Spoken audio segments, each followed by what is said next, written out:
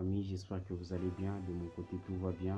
Aujourd'hui, je m'adresse aux parents, mais beaucoup plus aux parents africains. Mais aujourd'hui, je vous dis une vérité, même si beaucoup d'entre vous ne vont pas aimer cette vérité ou ces messages, mais rien ne va m'empêcher de vous le dire.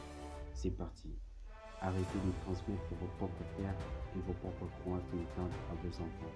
Ce n'est pas dire que toi, si tu es tombé quelque part ou tu es échoué quelque part, ce sera aussi le cas pour ton enfant. Ce n'est pas dire que toi, si tu es passé dans les noirs, ce sera aussi le cas pour ton enfant. Non, non. Et arrêtez de croire que nous vivons toujours dans cette époque où pour s'en sortir, ou pour réussir sa vie, il faut bosser dur. Il faut bosser dur ou il faut être bon dans un domaine. Non, non. Aujourd'hui, les personnes qui sont beaucoup plus éveillées, ils ont compris que bosser dur, c'est pas assez, c'est pas suffisant. Il faut bosser dur, mais beaucoup plus intelligemment.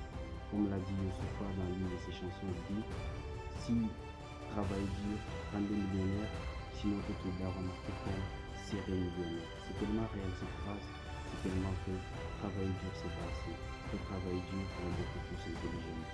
Aujourd'hui, les gens pensent qu'il faut être bon dans un domaine pour s'en sortir. Non, non. Les gens qui sont beaucoup plus éveillés, ils ont compris qu'il faut être bon dans plusieurs domaines pour se lancer dans ça, ça, ça. C'est ça le monde aujourd'hui. Et je vais vous dire une vérité qui va piquer la curiosité de plusieurs personnes, de plusieurs parents. Arrêtez de croire que tout tourne autour seulement de l'école. Aujourd'hui, tout ne tourne pas autour de l'école dans cette génération. Comme l'a dit Robert Kiyosaki dans son livre Père riche, Père pauvre, il sait peut que l'enfant obtienne un diplôme et qu'il fait des excellentes notes à l'école, il héritera peut-être d'une mentalité et d'un conditionnement des pauvres. C'est tellement réel cette phrase.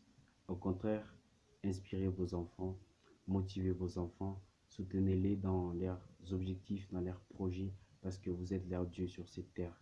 Inspirez vos enfants, encouragez-les, motivez-les, c'est ça votre rôle. L'acte le plus noble, ce n'est pas de manipuler les gens, de maltraiter ses enfants. L'acte le plus noble, c'est d'inspirer les siens. Merci.